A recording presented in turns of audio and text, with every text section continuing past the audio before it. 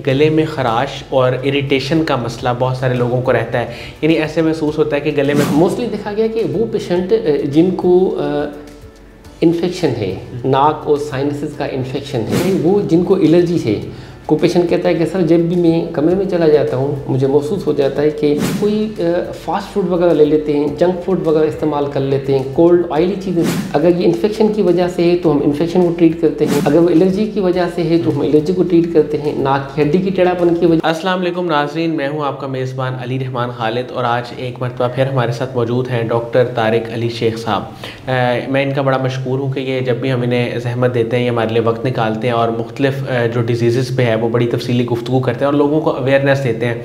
और यही हमारा काम है, हमारी फाउंडेशन का यही मकसद है कि लोगों को मैक्सिमम एजुकेट किया जाए, फिर चाहे वो किसी टॉपिक के हवाले से हो, किसी डिज़ीज़ के हवाले से हो।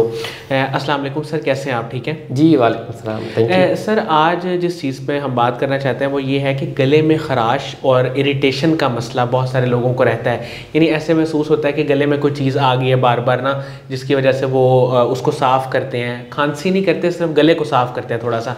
तो सर इसकी क्या वजूहात होती हैं और क्या जो है ये एनवायरमेंटल फैक्टर्स या जो है कोई स्मोक या किसी चीज़ की वजह से इसमें मसला होता है, क्या इसके पीछे हैं reasons? Thank you so much. बुनियादी तौर पे ये है पोस्ट नेजल ड्रिप, जिसे हम कहते हैं कि नाक से केरे का गिरना, क्योंकि ये पेशेंट को जब थोड़ा थोड़ा आता रहता है तो महसूस नहीं होता, जब ये बहुत ज़्यादा क्वांटिटी में महसूस होता है, बहुत ज़्यादा नाक से गले की तरफ महसूस होता है, तो अल्टीमेटली उसको इचिंग होती है, खारिश वगैरह ना महसूस होती रहती है। इस वजह से बार बार वो गले को साफ़ करता रहता है। उसे हम कहते हैं हाकिंग साइन, कि ये बार बार जो है ना गले में खराश हो, ये गले में इचिंग वगैरह हो जाती है और उसको साफ़ करना पड़ता है। इसकी वजूहात सर क्या है? हाँ, मोस्टली देखा गया कि वो पेशेंट जिनको इन्फेक्शन है, नाक और साइनसेस का इन्फेक्शन है, उसमें नाक से पानी ज़्यादा गिरता रहता है, क्योंकि नॉर्मली साइनसेस जो हैं जब वो इन्फेक्टेड हो जाते हैं, चाहे वो वायरल इन्फेक्शन हो चाहे वो बैक्टीरियल इन्फेक्शन हो, उससे नाक की जो झिल्ली है म्यूकस वो ज़्यादा प्रोडक्शन करती रहती है। दूसरे नंबर पे देखा गया है वो जिनको एलर्जी है, को पेशेंट कहता है कि सर जब भी मैं कमरे में चला जाता हूँ मुझे महसूस हो जाता है कि जैसे ही थोड़ी सी डस्ट मुझे इनहेल हो जाती है तो मुझे फ़ौरन केरा गिरता रहता है, मुझे छींकें आती रहती हैं, मुझे पतला सा पानी आता रहता है। अच्छा, या सर कुछ पेशेंट कहते हैं कि जब किचन में चले जाते हैं और वहाँ पे जब धुआं वगैरह इनहेल करते हैं तो फ़ौरन हमें ना ये केरा वगैरह गिरता रहता है।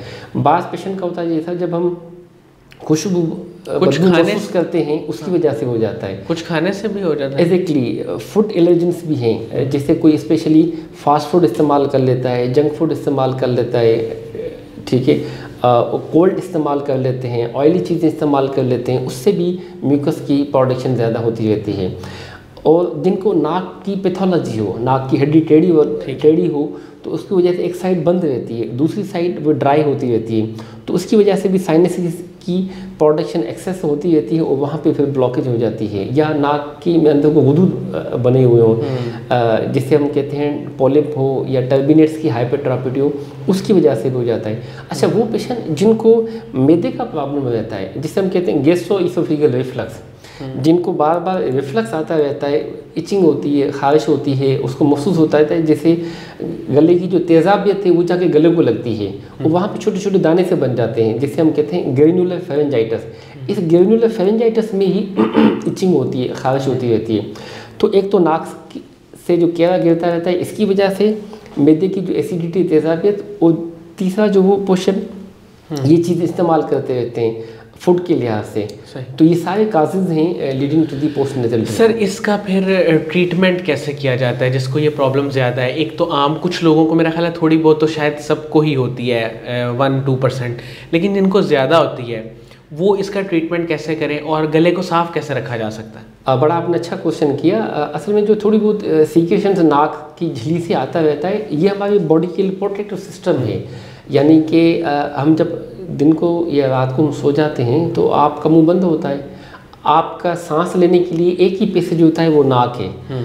आप दिन को भी उसी पैसेज खुला हुआ होता है, रात के भी उसी टाइम पे आपका नाक खुला होता है, तो सांस बेसिकली आप नाक से ही लेते हैं। तो खुदा न खासा कोई भी फॉरेन बॉडी नाक से चली जाए और वो लंग्स में चली जाए, या कोई फॉरेन पार्टिकल चला जाए वो लंग्स में चला जाए, तो उसमें अल्लाह ताला ने ये म्यूकस मेम्ब्रेन जो पानी पैदा होता रहता है उसकी वजह से नाक में जो गुदूद है वो थोड़े से फूल जाते हैं, नाक की जो म्यूकस है वो कंजेस्टेड हो जाती है, तो वो जो चीज़ें हैं वो आपकी ना लंग्स में वहाँ पे नहीं जाती, तो ये बेसिकली प्रोटेक्टिव सिस्टम के तौर पे ना, तो नॉर्मली वो डिस्चार्ज गले में अल्टीमेटली मैदे में चली जाती है। अच्छा, कोई भी हल्का फुल्का कोई पार्टिकल हो भी तो मैदे में चला जाता है, एसिड्स चीज़ें वगैरह उसको डिज़ोल्व कर लेते हैं, तो पेशेंट नॉर्मल रहता है। मगर जब भी ये एक्सेसिव चीज़ें में आ जाती हैं तो फिर उसको ट्रीट करते हैं कास को।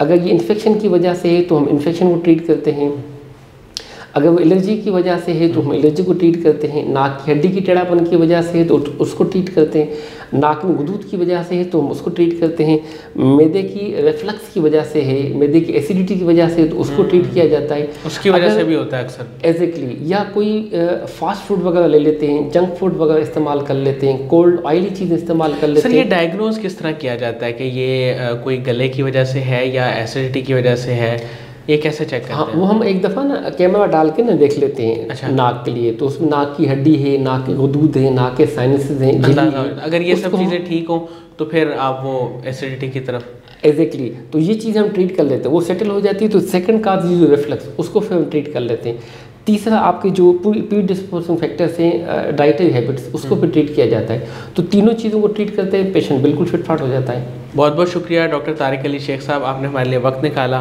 नाज़रीन, मुझे उम्मीद है कि इनकी गुफ्तगू से आपने बहुत कुछ सीखा होगा। इंशाल्लाह दोबारा हाजिर होंगे एक नए इंटरव्यू के साथ, तब तक के लिए अल्लाह हाफ़िज़।